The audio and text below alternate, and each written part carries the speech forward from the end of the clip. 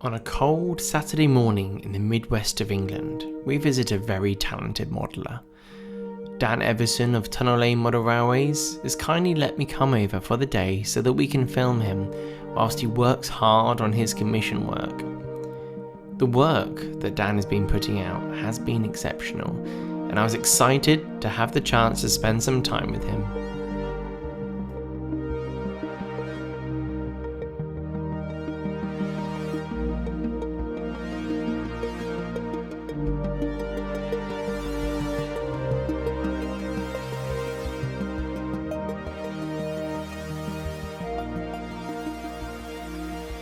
I'm here with Dan from Tunnel Lane Model Railways. You've kindly let me venture over to your den. Yeah, come and explore, see what we're up to and see what we get up here to. Yeah, so over this video we're going to look at some of the projects you're doing. Yep. Some commissions, the figure painting, we'll have a little look at that. Yeah.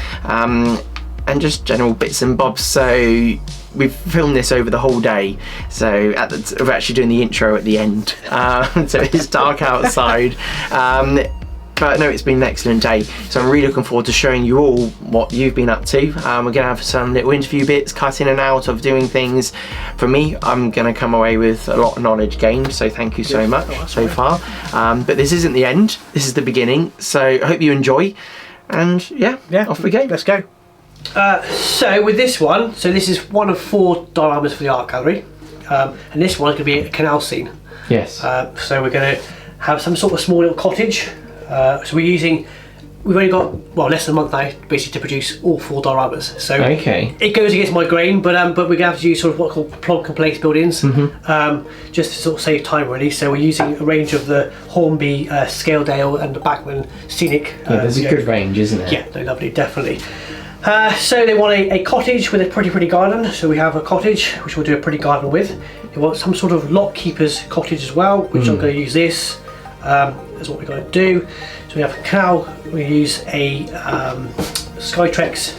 Yeah, I've seen them, yeah. They're nice, they're really nice. The only thing is slightly wrong with them is that these are steam canal boats and not diesel canal boats, so they weren't about for very long. I don't know. Do you have a plan for that to adjust it, or are you just going to go with it? Just keep it simple. Keep it simple today. Yeah, we just we've got 3 weeks for another 2 more dioramas. Yeah, you can spend a week doing the work. Yeah. So we'll see. We might even use that. We might use eBay and maybe find something on eBay possibly. But for now, for just reference as to what we've got to do. So we have a sort of lock keeper's cottage, some sort of pretty garden, towpath, and then we're going to have a bridge. He wants a little road bridge as well. So that's what we've got to try and scratch build a bit quick for that as well.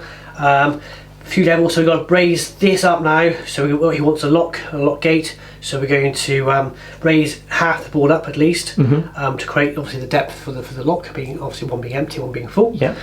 It'll all be water lined, so literally a couple of mils of resin. Yeah. Do you have bits for the lock, or are you going to create them yourself? We're going to scratch build those. Okay. We're going to nice. No pressure. No pressure. This is this job came in the 22nd of December, which obviously is the wrong time to try and start a job. Yeah, we're on the 7th? Yeah, of January, yeah. so you're not long ago. No, so a trip to my local hair model shop and a large amount of money handed over. We bought basically the entire range of Hornby and back to the Seacraft. Empty shelves right now. Yes, they're looking quite empty. So yeah, this is an ideal. This is a long time of year to try and build this in the time we've got to do it really. The last 4 I built was summertime. It was great, but this time is so we shall crack on, I think, and see how far we get. Well, I'll capture some progress as you're doing some of it. Fine, yep. So hi, I'm Dan Evason from Tunnel Lane Model Railways, and this is what I do. So what I do, good question actually sometimes. So my main role is figure painting, so I do obviously any scale figure painting. I build railways, layouts for customers, obviously commission layouts. I go to people's houses and build railways there too. I also write for Hornby magazine. So each month I write the how-to article for Hornby on a monthly basis, showing you sort of hints and tips, predominantly scenic work, but how to make this month is the water splash scene with the Land Rover using the resin and the sea foam bits and bobs.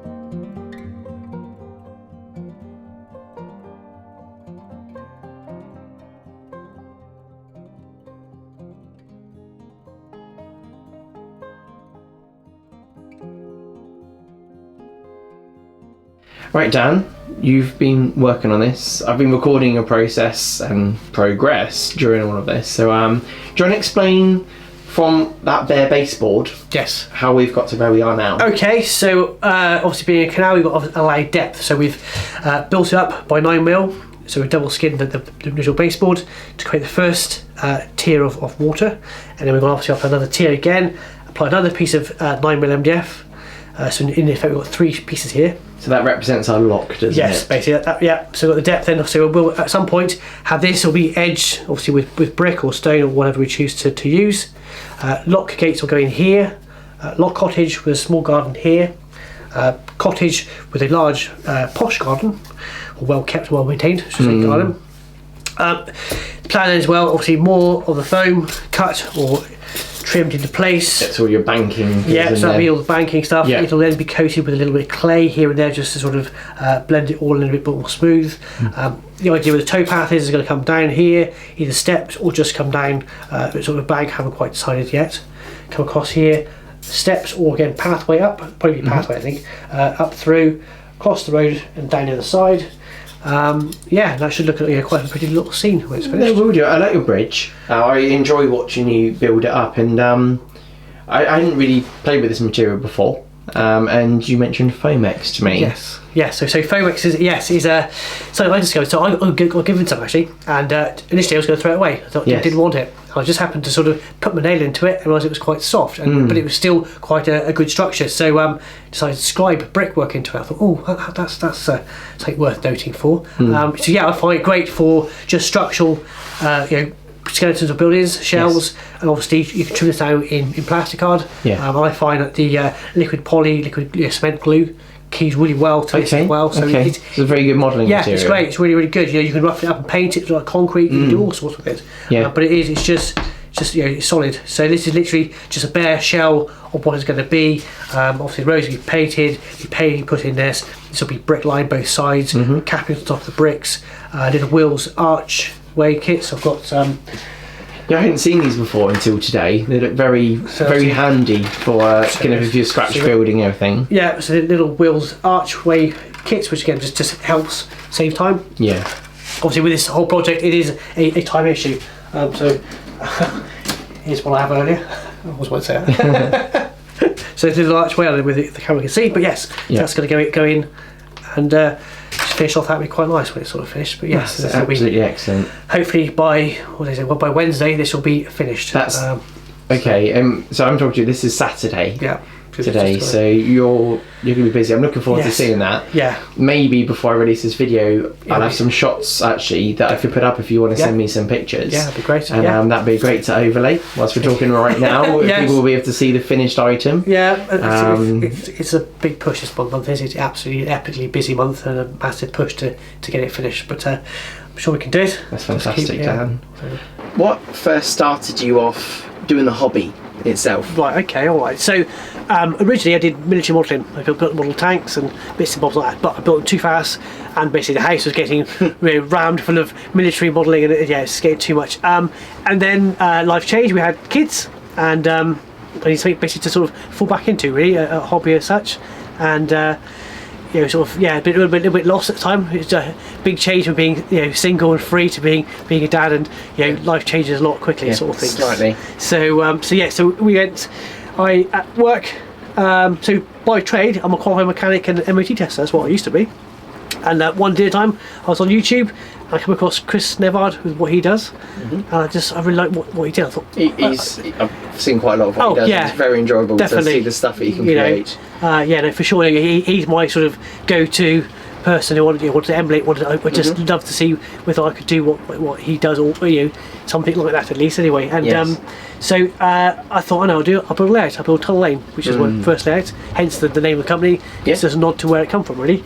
And it's sort of 6 months later, it was finished. Magazine featured. I think won Best in Show at one of the local shows I went to. Nice. So it's just basically took off from there, really. Good feeling. Yeah, definitely. Yeah, no, really good. There'll be projects that will be favourite ones that come up. Have you got a favourite that you'll always remember? So you said you've been doing it since 2019. Yes. So what's your favourite so far? It's got to be Little Burford, I think. Okay. Purely because it was O gauge and coming from a military background at 1/35 scale, going back down to 1/76 scale, obviously 00, and then going back to O gauge, which is 148 or about 130, not far off sort of. So remembering those techniques, for what you used to do, bringing it back into that was good. Sort of where you paint a road and it has to feel like a road, not just be painted grey sort of thing. Or so that was that I think Little Bertha really was the one that sort of stuck out from all of what I've done. And I saw that one a couple of times. I really enjoyed it. That was before I'd even spoken to you, and I thought, wow, that's really good. Great Western Railway, obviously the best, the only railway that you're going to model. So fine. Yeah. You've hit the market really well. I think a lot of people know who Tunnel Lane is. You went over to the Warley show. Yes. Was that the first time you've done a sit-down paint in front of people? Yeah, last time I was there I was a punter last time. Okay. It was 2019 it was. I was a punter walking around. I went there to have a look around and I got a bit overwhelmed by it all and then left, to be honest. So you never thought anything of what would be in 2022? It's crazy to go back there now and people know who you are and purposely coming to see you and so it's been quite overwhelming, quite humbling, to be honest. It's been lovely. It's going to take a breath and absorb it the best way. Yeah, definitely. And how was the experience? You had 2 days where you were painting, and I kept saying I come over to you a few times to talk to you. Yes, yeah. And you were busy, and I thought I'll come back later. It was bonkers. I just didn't look up for 2 days basically. Busy painting or trying to paint and show people how to paint. Different techniques, different styles. But it was really busy. It took a couple of days to get the voice back after. The voice was quite dry. I never wanted to look at a paintbrush again, really, or a little person. But we, back to it, and obviously, it was really good. Tiring, but good. Yeah, because you're sitting next to Model U. Yes. I got myself 3D scanned when I was there. Yeah. And obviously he said, do you want to send it to Dan? Yes. And I thought, well, yeah, of course I do.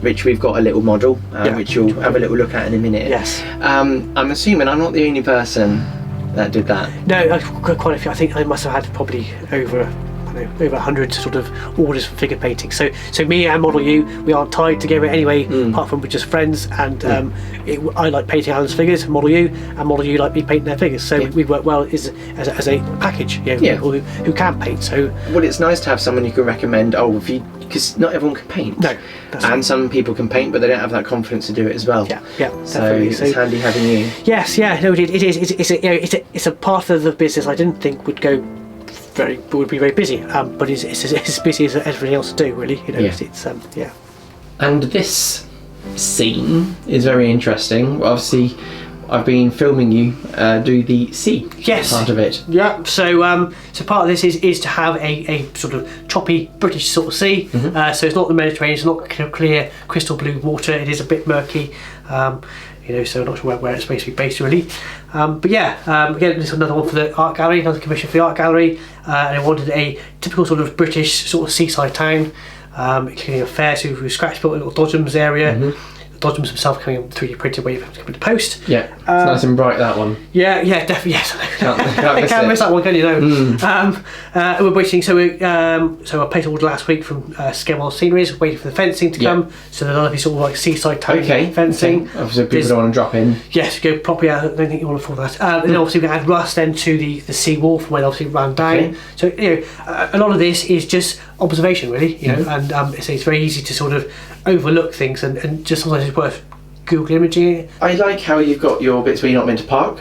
Oh, right, yes. Now you've kind of like watched, it's not a freshly painted, you've got your road markers there. So, yes. Little things like that really stand out. Skewell Sceneries do this as a sticker pack, basically. Okay. You peel them off and stick it on, and they really do bring the road system to life. It does look good. You can spend hours masking it up, but I don't think you get as good a job as you do there. When you place them on, you don't want to put any tension on the stickers, literally just let it fall where it is and place it. If you try and sort of stretch, like you do like a pin lock on a car, it will ping off. But they're great. They're just lovely, crisp, and really make I do like these a lot. What's the most common question that you get asked? Do I wear glasses when I figure paint? Really? Yeah. Okay, I didn't even think that would be it. I thought it was something to do with how you're painting. And the answer is no, I don't need to use glasses to figure paint. So far so good. We have obviously hit 40 and things are starting to ache and creak a little none of use this sort of do. But I think do you wear glasses? That's the I like that. I didn't even think that was nowhere close to what I thought you were going to get asked. That's the photo. Can you say how many figures you reckon you may have painted? Oh God. Could you even ballpark it? I reckon so. So professionally, I've been painting figures now for the last year and a half, I suppose, nearly 2 years. Really, nearly 2 years now, figure painting. But obviously, before I was doing it, oh god, I reckon we've got to be into the. It's going to get close to a couple of thousand. I think 1,000 or so. It's got to be easy. I think sort of. It's quite of all different scales and all sorts. Yeah. And what's the largest scale that you've done? 1/10 scale. Okay. So reasonable size. Yeah. They take some painting. They're quite interesting. The hardest thing I find with the painting is painting the same person twice. Okay. Painting one person is easy. Painting the same person twice, matching all the tones. Okay. Yeah. Is quite. Especially when obviously I use acrylics, so they dry quite quickly. So you don't have time to paint all of them in one go. Yes. So trying to rematch that kind of. So that can be a bit of a challenge. So that's amazing about the Foamex. What about down the sides where you've got the sections? Is that again the same? That is 3mm Foamex this time. So there's a pattern going here with Foamex. Okay. It's just a really versatile plastic. Obviously, it's soft. You can obviously make things with it, and it's obviously structurally. This is Foamex. So it's a go-to for you. Yeah, I think so. I think it's quick and easy. So just this is. You need that with what you do. It's your business at the end of the day to get these things done fast. Done quick, really. But at the same time, obviously, it's got to be fine scale. It's got to be good. It can't just be a bodge of things. So it's the biggest thing is learning to use the products that and get comfortable with what you do with it, sort of thing. So I know what I can make my limitations with this stuff. Obviously, if you're using something new technique, then obviously it takes a little bit of learning. But so the hotel is predominantly a laser cut skeleton, as we'll say, really. Yes. I've modified it quite considerably. It didn't come with any shops at the bottom or any central front part. So again, using Foamex, different sizes, and plasticard. I've sort of gone for a glossy, maybe 2, maybe 3-star hotel if you're lucky. It used to be 3.5. yeah, definitely not very good one on TripAdvisor, I don't think. But it just works. Obviously, the roofing is wheel sheeting with 1mm Foamex underneath. Again, it's sport. Yeah. So and obviously, just for speed, unfortunately, these are all plonk and place buildings, as I call them. So obviously the scene craft stuff, just again for time. Really. Yeah, and the great thing for obviously anyone watching this is these are great tools for when we're working on the model railways, any type of modelling that you're doing. Yeah. From when you did the sea, with how you've gone about doing it, I've filmed that, airbrushing it.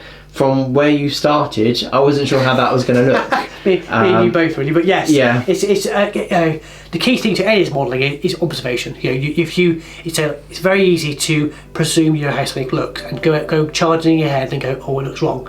Just slow down, have a look. Have a look at how stuff looks, and then just obviously reapply it as best you can to so obviously with the sea, with the dark areas where the whales are sort of building up, highlights and lowlights. It's just taking time to observe. That's the biggest. That's excellent. It's great. So, is this one that needs to be done by Wednesday, or is this a different schedule? These. Obviously there's 4 in total. So So this one, there is a pub scene. Okay. With a cricket ground or small area of cricket ground. Obviously a canal scene, which is in.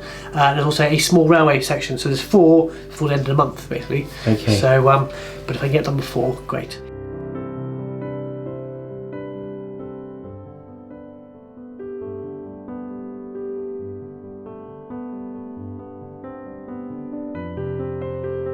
Tell me about some of your current commissions that you're doing. Okay, so obviously, as you've seen before, we've got the 4 dioramas for the art gallery. So last year I was commissioned to build 4 dioramas for them to take to Paris. It's quite a different thing to what people would expect to hear. Yes. Well, this all came about. I got a phone call one day. So we're basically desperate for somebody to do us at least 1 diorama. Can you help? I said, well, yes, but if I'm going to build one, I want to build all 4 of them, and I can build them in a month for you if you want me to as well. Which they did sort of believe me to start with, and almost. I think any modeler would think, what? No. Almost shunned me from doing it really, because they thought it would be rubbish. Anyway, we did it. 17 days, all 4 built and delivered to London. Mega. So that nearly killed me. I was like till 4:30 in the morning trying to work, and then up again at sort of 8:30 to go again. And it was towards the end. It wasn't fun, and it was really hot. We had the hot weather as well, so it was like 30 odd degrees. And I was sweating here, painting little figures, sort of thing, which shouldn't happen. But we did it, and anyway, so 22nd of December they rang me again, so can we do another one for the end of January? And obviously everything's shut. So I said before, it's been a bit of a mad rush to try and find stuff and also cut corners, but the different clientele. So as long as they're sort of modelled villages or scenes, they're happy. They don't really care whether it's scratchable or not. So just for time saving and obviously cost saving exercise, to use some sort of plug and place buildings. But yeah, that's what we've got there. We've also got Brimfield sidings, which is it's quite a nice little 4 foot by 15 inches layout with a little traverser. That was for a gentleman who just basically likes to sit on the sofa, doesn't want to do too much involvement. So we had to sort of bring that alive. So originally that was it was sort of destined to be quite a boring layout, to be honest. It was just going to be 4 sidings and that was it. So but then he wanted a water tower, and I said, well, it's very key. You've got to have a reason why it's there, a purpose why it's there. You can't just plonk things on it because you just want to, sort of thing. So we use the scale model scenery end shed, which I've used before. Great little kit, and just little. So that's in the corner. It lovely. does look nice. It tucks in there nicely, and you don't expect anything more of it. It's like that. That looks just perfect. gives the purpose. So the customer wanted the Dapple water tower, which is great, but why would you have sidings with just a big water tower in it? So now you've got end shed. It's fine, and obviously we've done it so it's sort of like on being mothballed. At one point it was a bigger layout, a bit more lines in there. Obviously they've been taken back up in bits and bobs. So yeah, that one has grown on me, to be honest with you, I must admit. At one point it was just a sea of grey ballast, and I really did sort of have to dig deep to think what can we do here, but did all the grassing, been doing it sort of over Christmas amongst everything else, and it's pretty much there now. Yeah, it looks like almost like some of the exhibition layouts that I see here that are a bit smaller, because you've got that traverser that you've built, which looks very good, and got a little video of it running now. And I really like how that is, because if you're creative enough, you can create some nice little scenes of them coming in and out. You can have a couple of diesels all on inside it. Well, that's it. Again with this, so originally there's only ever 2 sidings off it, so I added a third one just to make a bit of interest. So you have to, although it's a small layout, you have to work. You have to bring a loco from A to B, on, off. So there's a bit of fun element in it. You can very easily build a lovely little layout, and it's really boring to operate. You're not careful. So as it's sort of entertainment value. Yeah, for sure. So that's that one really. And it's come up good. It's all about painting a few figures now. It's ready for delivery, which is nice. So I can get that ready. Off to Birmingham it goes. So yes, it's brilliant. The next one we got is Clangers End, which is a tiny little micro layout. I think it's barely 2 foot long, basically. And that one's from a chap from London. Hasn't got much space, but it's got a little IKEA shelf. The controller is wireless, so it runs off his phone, so he can play it through his phone. Again, no space for a controller and bits and bobs. And he wanted a canal scene, so pretty much left to our own devices as to how you do it. Obviously space is an issue, so we haven't got much space. So the points were put right in the middle of the layout, so you have equal gaps between each side of the point. Otherwise, if you had it too far one way, you wouldn't clear it to get. So you've got to make sure it's in the middle. And then buildings as well. So I'm quite keen to use JSL model. JS models. Buildings. I picked them up. I think I said JSL earlier. And I put that in your mouth. I think bad on it. Yeah. So I picked up those 2 buildings. I've been very interested to see them today. So how you painted them. And it looked very good. They do. They fit really well together. They're nice. What kind of go-to buildings. I used those before in the stone version for Alton Road as well. I saw that on Instagram. Yeah, that's it. So the pump house was actually obviously designed by JS Models, but I encouraged him to do it because he didn't have one on his range. I needed one for the job, so after that we got nice. they really are nice kits, really nice, really well together, well thought design wise, and also paint up to be lovely. So and one of my favourite bits is because I like Peaky Blinders. You've got Ada on there. So we use a Skytrex canal boats. They seem to be my sort of go-to boats. There are others available, but I do find one that just looks nice. The only thing I'm saying is it is a steam canal boat and not a diesel, so technically it's not quite right, but you can cut basically off the end of the cabin area to make it right. So it's a minor detail really. No, that's excellent. It's been good fun. And I saw up on the top shelf you have some more Peaky Blinders bits. So when I first started doing this job, I was going to build myself a Peaky Blinders layout. It's sort of 1920s kind of layout, so it was going to be built in a way that if you didn't know Peaky Blinders, it doesn't really matter. It's still 1920s. It was going to be sort of a little, it's about 6 foot end, jobby canal basin sort of area, obviously with the canal boats in it, and obviously the bits of Tommy Shelby stuff in it. Everything's grimy looking. Yeah, just so like Charlie's workshop, and obviously got the Garrison pub and bits and bobs and stuff. And then the idea then was to build the baseballs out of Foamex and not wood. Okay. And then get them wrapped so they are printed decals. So have all like the like Shelby photographs all printed on it and sort of lapes over the whole layer, so it looked like proper cool, I think. But by order of the Peaky Blinders. Yeah, well, but yes, but unfortunately, time is what I find. So that's a future project. Yeah, definitely. One day we'll do it. Oh, that's wonderful. Not sure when. And have you got any projects of your own that you're interested in and working on, or would like to do? I am. Well, yes. So I've suddenly gained a O gauge blue diesel itch. I don't know where it's come from. It's quite an expensive itch, I must admit, but it's there. So we've purchased a 25 and a class 40 and an 08 shunter and bits and bobs. And I stumbled across Vic Berry's scrapyard over in Leicester. I'll put some pictures up now for you to look at. Yeah, which obviously is a area where they went. The diesel went to die when he got cut up for scrap and bits and bobs. I'm always into sort of grimy sort of stuff, sort of like that. I was like working engine. I'm not really into sort of shiny stuff, like dirty engine stuff. So I just thought that area would be quite cool to ticks boxes. Yeah, I think so. And obviously with the weathering for doing the tanks and stuff, we transfer across to the locos and really go to have a bit of fun with the weathering sort of thing. Obviously, we've done a few cars and bits and bobs sort of pre-hand. So at some point I want to do that. That will be like an exhibition stroke layout for myself to sort of show what I can do. But obviously paying jobs come first, so it may have to wait a little while. This is your living. yes. This is not a hobby. This is a proper job. As I keep getting asked. So where would people go to find you online? Okay, so I don't have a website. There's no point. I don't need it. Basically, my Facebook or Instagram is really my go-to. We do have a YouTube channel which isn't really used. I'm not really a YouTube person. That's fine. Well, that's why I first saw what you get up to. Yeah, if honestly, if you want to follow me, Facebook is the way to go. There'll be links in the description below, so you'll be able to click on that and find Dan.